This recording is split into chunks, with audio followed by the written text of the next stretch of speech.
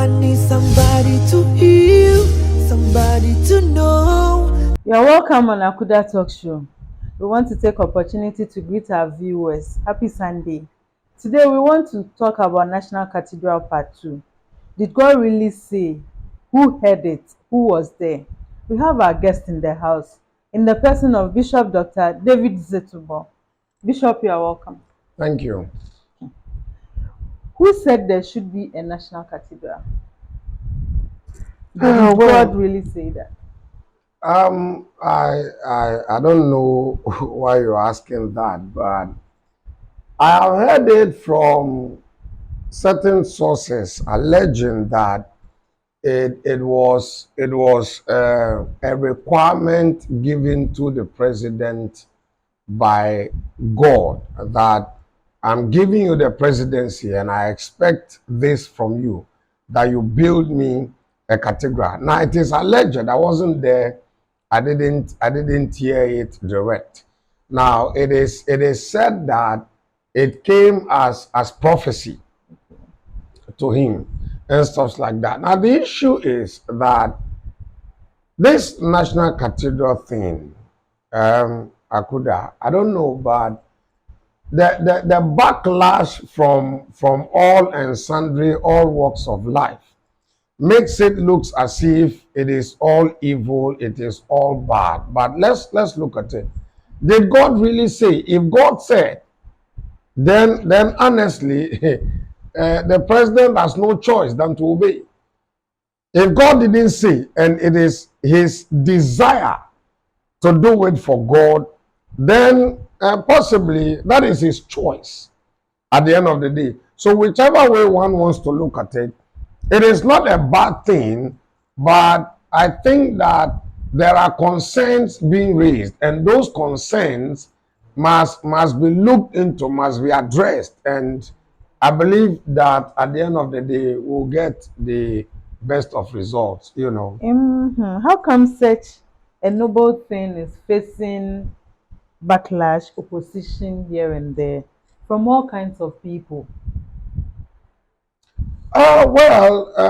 Anything one wants to do, depending on what it is and how it is perceived at the end of the day, people will raise concerns. Now, some of the concerns, let's be very honest here. Some of the concerns are genuine. Some of the concerns must be looked into. For instance, there is the point people raise that there are many cathedrals, there are many churches, auditoriums. So why is there the need when there are other things that the nation actually needs? You know, now that is a very genuine concern, but as to whether it is that cogent, as to whether it will be upheld, well, that is another matter. Why can't altogether. it be upheld? Why can't it? Oh no, I could have come on. When you go buy your choice apparel, at that material time you did that or you bought that, there were people hungry. The time you bought your new car, there were people on the street. But this one is bigger than my new Oh, well, I'm just making that point that any point in time we do something either good or bad, no, good for ourselves, right? It's good to put up a building to live in. It is whatever thing that we do, there are people who are in need that supposedly were overlooked, you know. So we shouldn't really go there or go into that tangent, as it were. But my point is that some concerns are genuine and it must be considered or looked into. For instance, when you look at timing, all right, now there are concerns that is the time right for such a thing at such a time? Would the time ever be right for anything we want to? Oh, well, it depends. Like sometimes, being humans, would the time ever be right? Oh, there are times where the call is there for something to be done because it is needed. You know, the concern is it really needed? That is where the concern is. If not, there wouldn't be so much of a backlash as we are seeing it now. But come to think of it, Akuda, come to think of it. If people raise concerns, like I'm saying, the timing, for instance. Now, let us consider this. If God said, do it for me during your reign, then he has no choice. The timing is there. Either he got 4 years or he got 8 years, he should do it. It's a requirement from God. If it is his personal decision, all right, then one want to look at it, because David the king had a decision to build a temple for the Lord. But God said, no, you wouldn't be the one to build me a temple, but somebody after you, somebody from your own loins. So that means it was David's decision, personal decision, to build for the Lord. But God came and said, no, somebody else will do it. But David did the provision because it was his desire, it was his personal vision to do that for God. That of the president now, we cannot say, I don't know for sure whether it was God's directive through prophecy, through dreams that he had personally, or it is a personal vision, a desire that he wants to champion, to do for God, that you gave me the seat to rule over your people, over the nation. I want to do this for my God. Then the timing, if it is his personal decision, then the timing, it's of a concern. You get that? Is God okaying the timing? Not so much about man, but is God okaying the timing that he should do it during this time, during this period? There are other school of thoughts. I'm not cutting you there, but I want to bring. Yeah, but you are cutting me. I want to chip it in. We'll go for a commercial break. We'll come back, then we'll continue. But there are other school of thoughts that wants to know on which network. How did it come? Was it audiovisual, or was it just audio?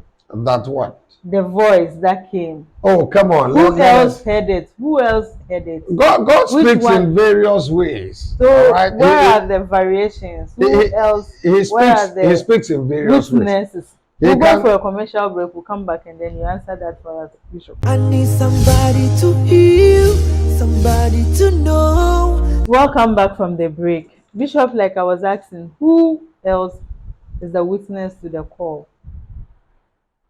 I cannot tell. I wasn't there. My point is, God speaks, and he could speak through his servant by means of prophecy. God speaks, and he could speak to the individual in a dream, in a vision, in whatever form. God speaks and we hear. Therefore, it should not necessarily be that there will be a witness there. Okay? If God spoke to you directly, there wouldn't be any witness. If God speaks through somebody, that fellow will be the witness, giving you the message. If there are other people there, then they would hear what God has told you. So in this case, we cannot tell. Like I said earlier, that I've heard that allegedly, but I can't confirm it. So it is just up in the air like that. With our current state and our current situation in Ghana, don't you think the money pumped into the National Cathedral would be used into another group, another area, like our educational system in Ghana? If money should be pumped into our educational system, our children would have been upgraded higher than the way we are today. I mean that is true. That it doesn't also mean that the cathedral cannot be built. Churches are putting up onto a modern auditorium. Don't they have poor people there? Those are individual churches. No, don't they have poor people there? There are poor people in the Western world. Jesus said the poor you would always have. Now, I am not holding brief for that. Are you getting me? No, not at all. The point I'm making is, if God has made a demand, it must be upheld. It must be done. Now, we cannot use the situations around. There is poverty here, there is lack here. For that matter, this cannot be done when God requires it. That is why I said that at any point in time you do something good for yourself, there are people whom you could have helped. For how long will you keep helping people and you would also not help yourself, and for that matter obey what God is saying at the end of the day? God blesses his own. He blesses his people. And the blessings you enjoy from it, and you are also a blessing to others. You see, so it is common knowledge, and one should understand that in applying wisdom, we know that there are people in need, there are people also who deserve to be helped and assisted. Doesn't mean that certain things should not be done. No, it can be done, it should be done, and we believe God to get the best. Looking at the complaints that are coming here and there, majority are Christians. Why that? Well, I don't know. I don't know. You see, when something is about to be done, the naysayers will come from all quarter. Now, the level of performances in our day-to-day activities, when you do the checks and balances properly, you would agree with me that politics of the day had infiltrated the rank and file of the church. Oh yes, of course. If you don't know, then that's fine. Then get it from me.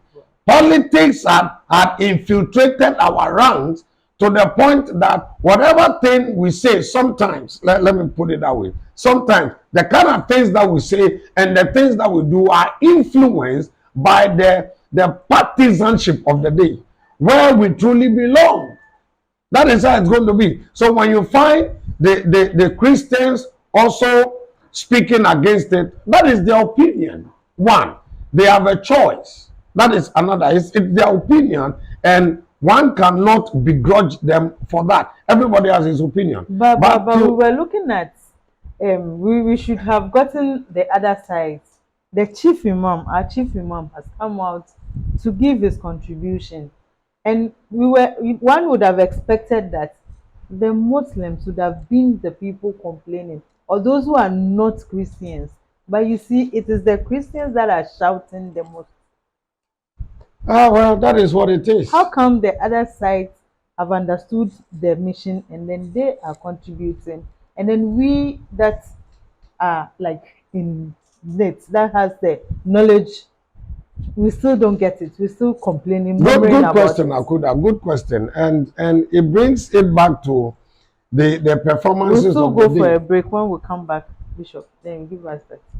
I hear you. I need somebody to heal, somebody to know. Welcome back, Bishop. Like we were asking, why are the Christians murmuring too much? I said earlier that they have their opinions, and one cannot begrudge them, as long as it is coming from an angle where they are showing legitimate concerns. Why not? It must be looked into, it must be considered, for which it may even help to get it right in whatever thing that we are doing. All right. Now, I said that the level of partisanship in our day-to-day politics has infiltrated the ranks of the church to the extent that whatever thing you see many of the folks doing, it as a result of where they belong. Unfortunately, but that is the truth. Listen, let us not be hypocrites about some of these things. Let's be honest and sincere about it. It's so simple.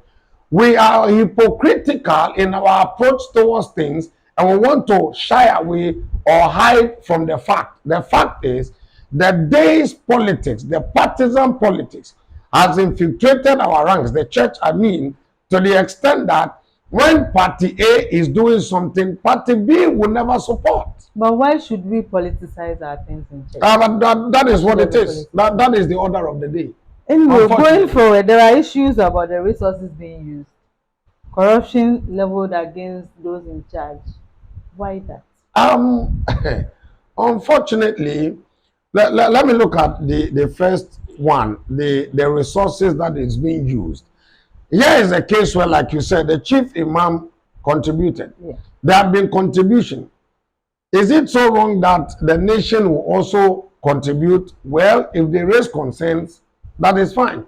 I believe that whatever thing the president wants to do, like the cathedral, he can get resources for it. He can get it. Go around the world, speak to the Christian community. This is my vision. This is what God says I should do. I need your help so that I can get it done. I am telling you, it can be done. Now, using the limited resources of the nation to do such a thing, don't think that because it is that noble, it wouldn't raise concerns. It will raise concerns. And the concerns, for me, they are genuine. It only calls for getting the right answers to appease all the minds and those who are talking. But is it that we don't believe those in charge? At least if we believe the officials in charge, why do we still come back and then think there would be corruption somewhere? No, but people have their opinions based on their understanding and what they see. You see, so but something done in God, why should there be checks and balances? This is God. We are doing something for. Pastors and bishops and apostles go write exams, and there are invigilators. What about that? Pastors, men of God, women of God, they go write exams, and there are CCTV cameras watching over them. Why?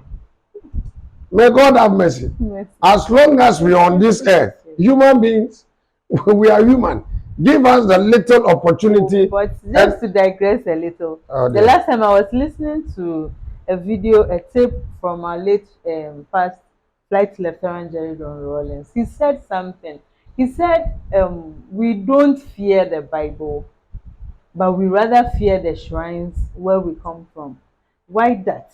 Because assuming the money was given from the shrine, I don't think anybody would have tempted with it. Would have been accounted for. God is love. The shrines are not loving. They don't have love and they don't forgive. So humanity will take advantage because to us there is that opening. It's up to us. It's up to you, the individual. God is love. He will remain loving. He is ready to forgive. He is willing because he created man. The shrine didn't create anybody. They didn't create anything.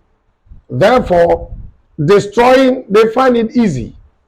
God will not just wake up and be destroying. He is loving. Therefore, he is also forgiving. If we want to take advantage of God being loving and would forgive and want to mess ourselves up, it is a dangerous move anyway because we wouldn't know when God will strike. You may not know. All right. Therefore, when the argument of corruptions are being raised, being leveled at those in charge, it must be looked into. Because listen, it being a cathedral for Christians doesn't mean everybody in it is a Christian. Okay.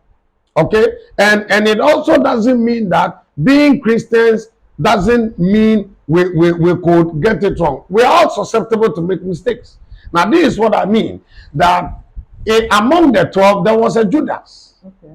All right, and he was in charge of the money, and his focus was on the money, and he was making the best out of it. Now, Judas was the one who raised the concern when that which was being done for Jesus was the order at that particular time. He raised the concern and said, if this thing was sold, money could be raised to help the poor. Then Jesus said, the poor you would always have.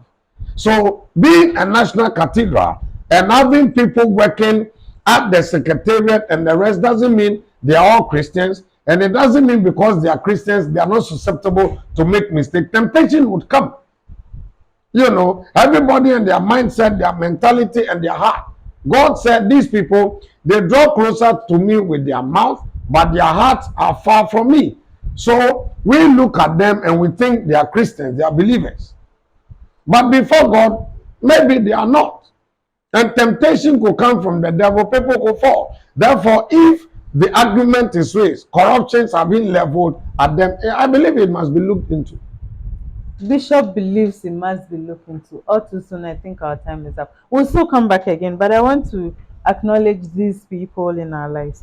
Joy Impartation Ministries, Coverings, Print It, Beam Light Movement, Akuda Talk Show, Akuda Foundation, Licious Beauty Parlor. Until we come your way again next week, I am Akuda. Let's get talking. I need somebody to heal, somebody to know.